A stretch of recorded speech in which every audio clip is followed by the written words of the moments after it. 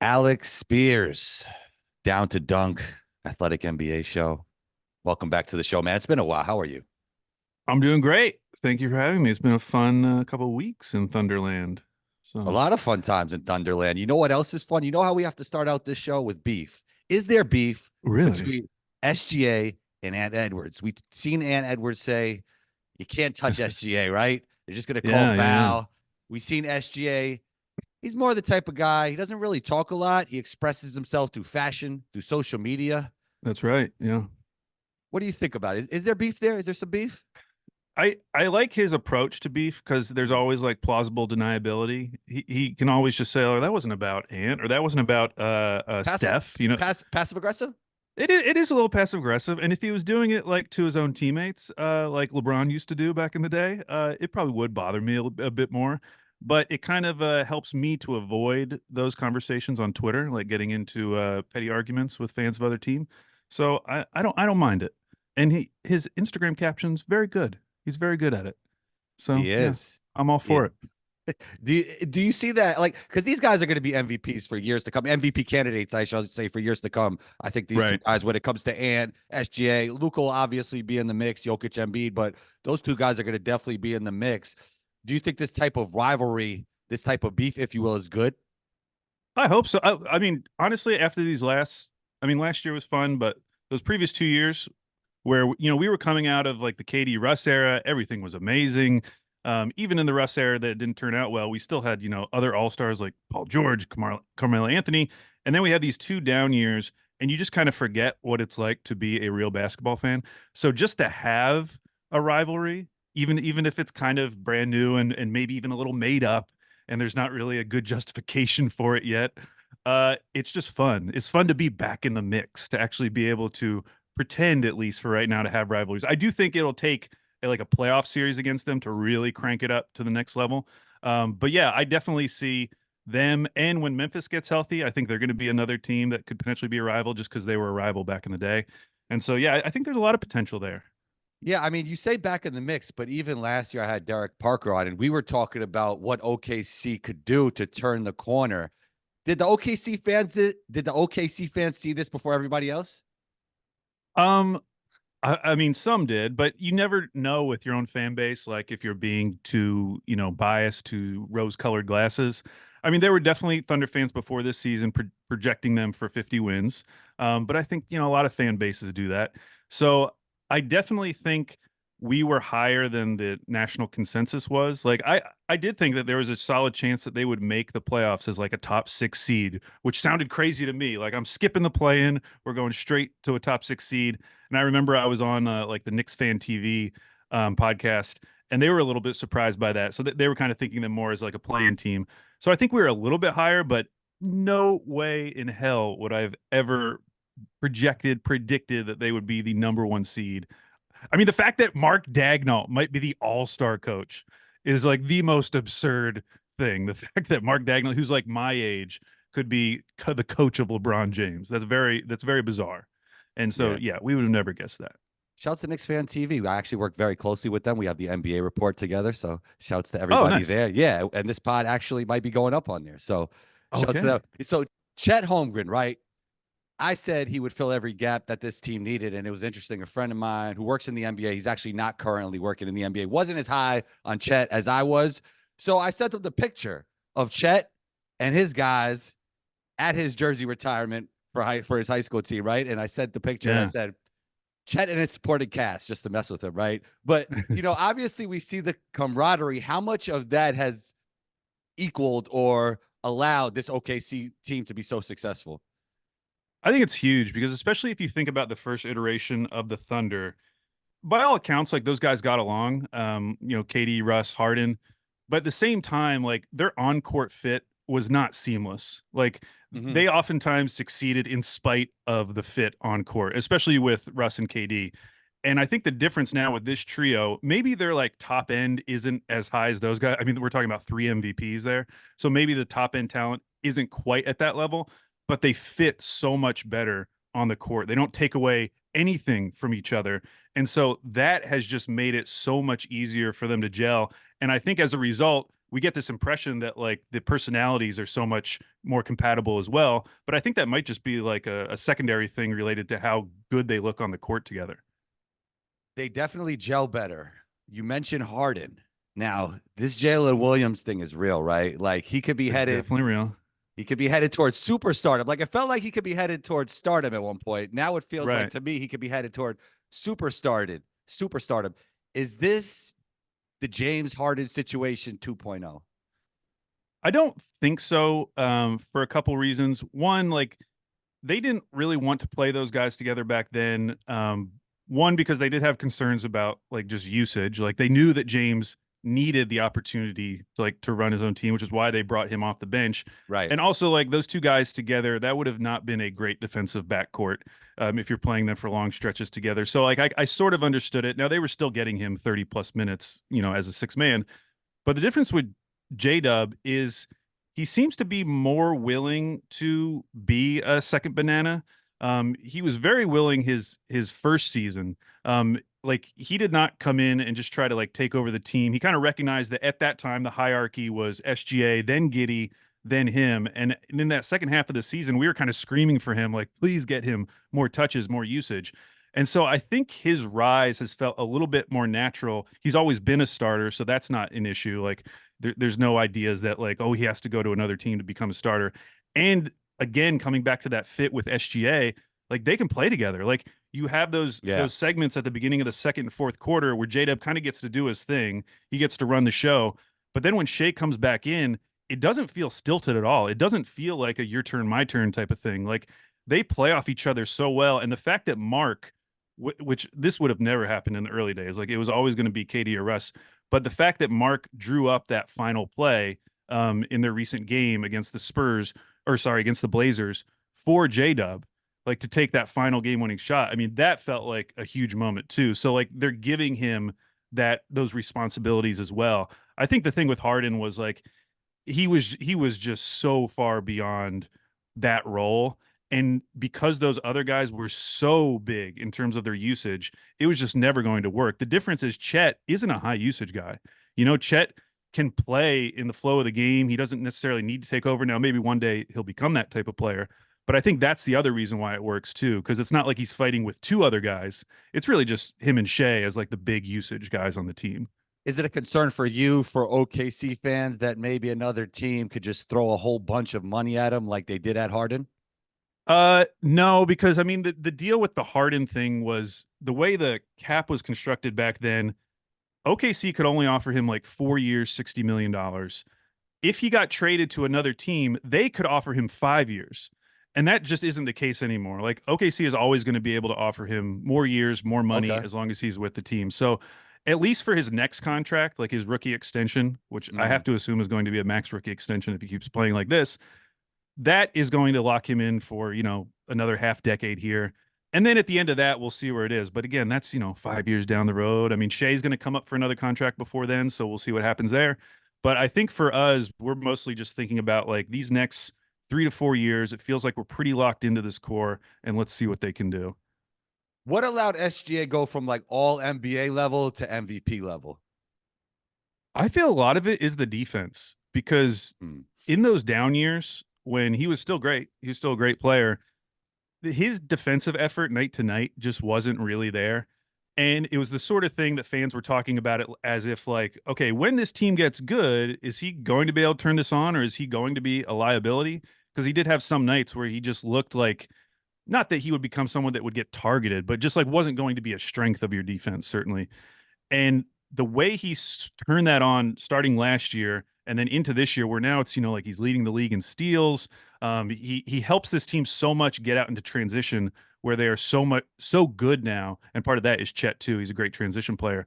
So I think that was like the big thing. Offensively, it kind of felt like everything was already in place for Yep. him. Mhm.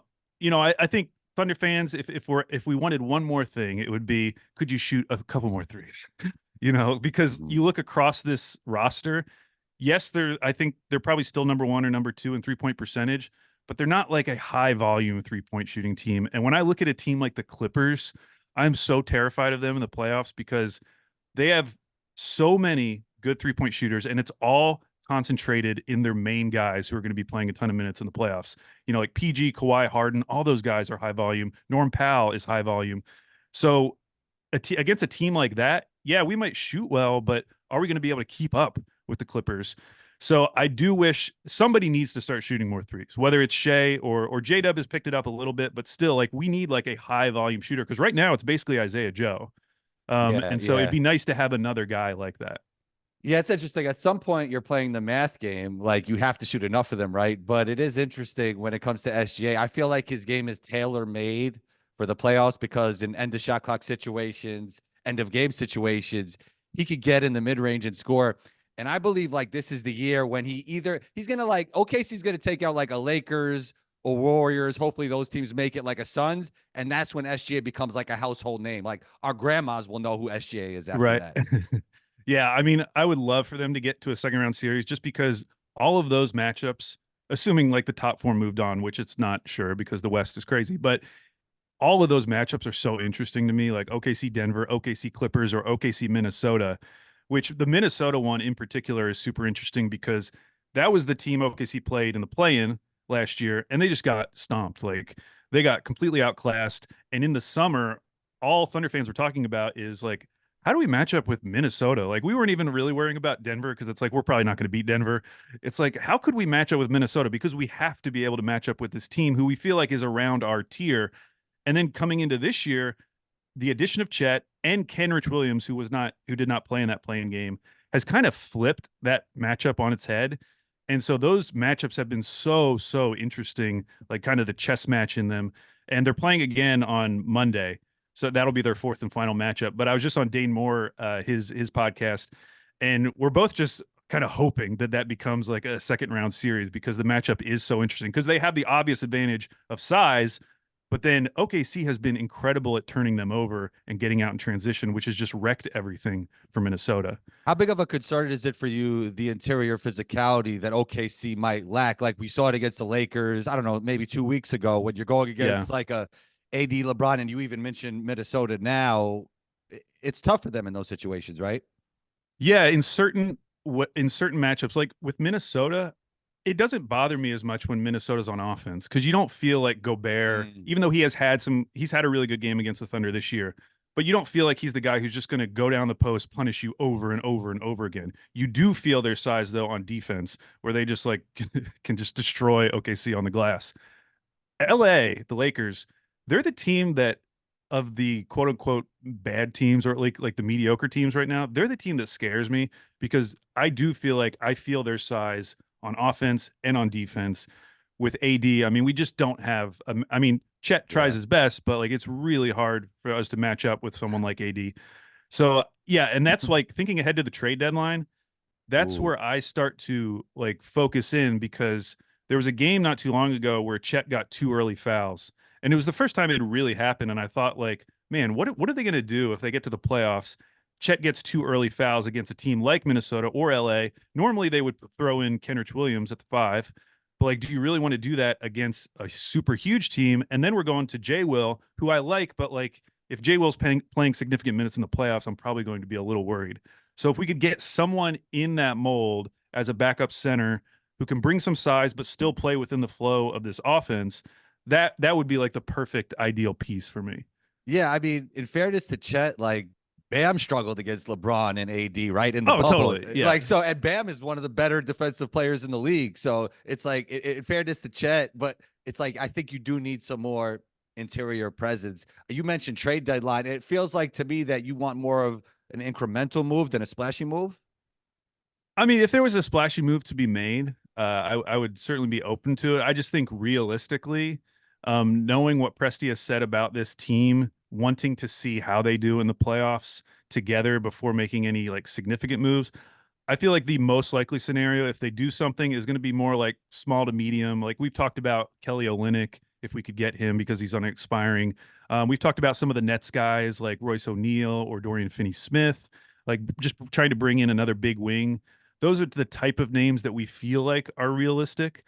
I mean, maybe Presti will surprise us. It always cracks me up when everyone acts like Presti isn't going to do anything when he's made like the most trades, in NBA history over this recent Right, stretch. right, right. So it's not like I don't think he's going to pass up on a deal just because he has to stick to this belief that like, I just want to see them do it in the playoffs. Like if something came up and it made sense for the team, I do think he would pounce, but it would have to be like the perfect scenario to bring in a big piece.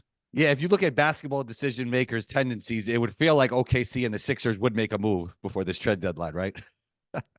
Yeah, yeah. I would definitely understand both of those, and especially now, like you're in the 1 seed. Like at this point, it's for me, it's as much about just getting reinforcements because last year, what happened was Kenrich Williams got hurt around the All-Star break, and the team completely changed. Now they didn't have Chet at that point, obviously, but Kenrich was so important to what they wanted to do because they love playing him as a small ball five. And if you go on cleaning the glass, like those lineups over last year and this year have just destroyed teams. Like talking like plus 18 net rating when Kenrich is playing at the five.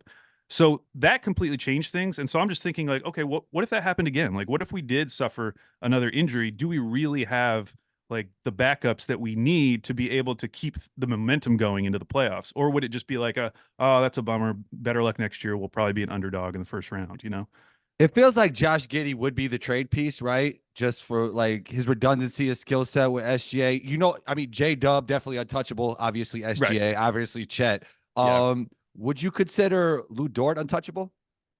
No, he's definitely not untouchable, though I will say, like, he makes so much more sense this year than he did any of the previous years.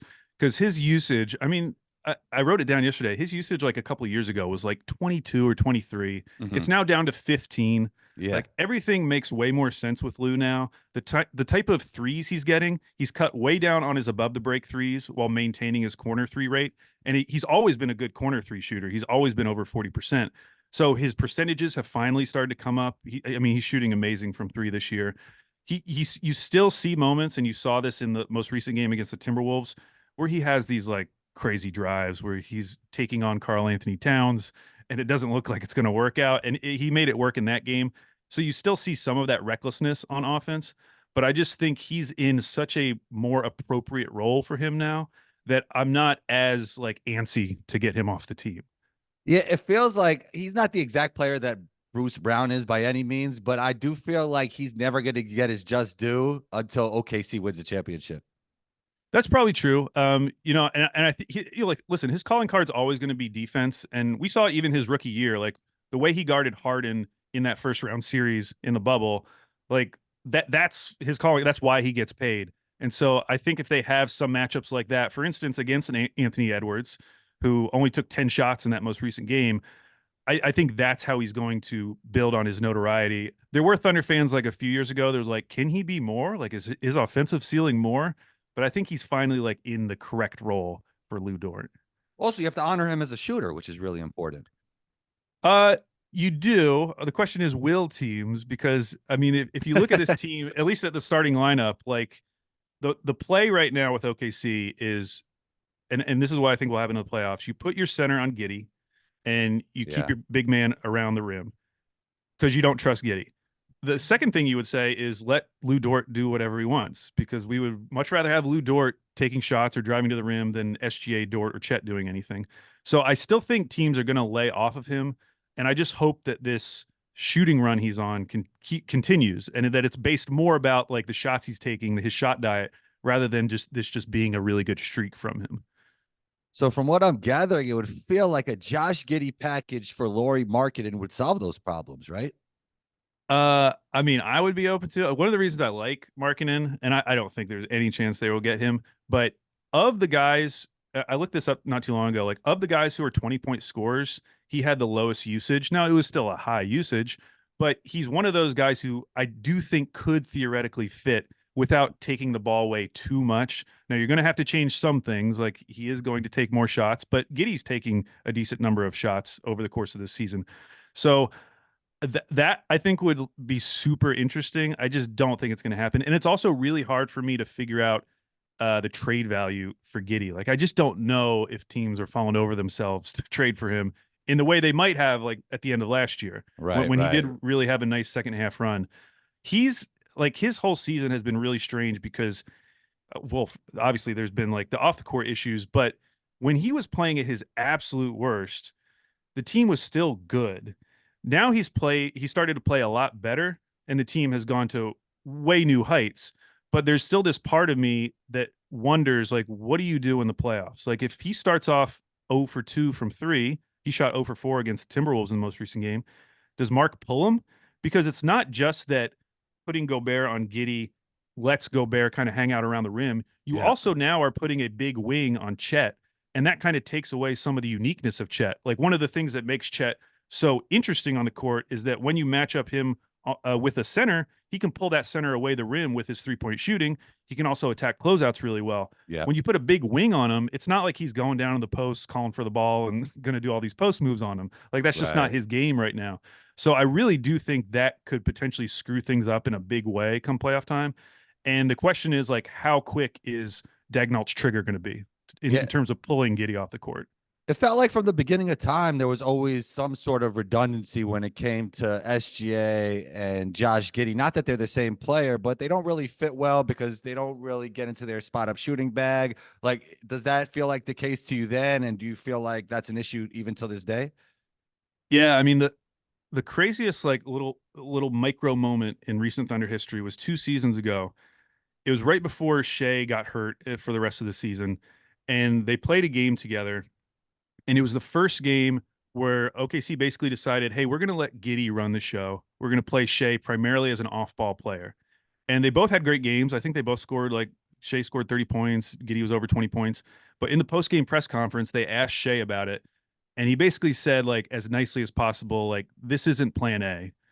Like this is not the plan for my career.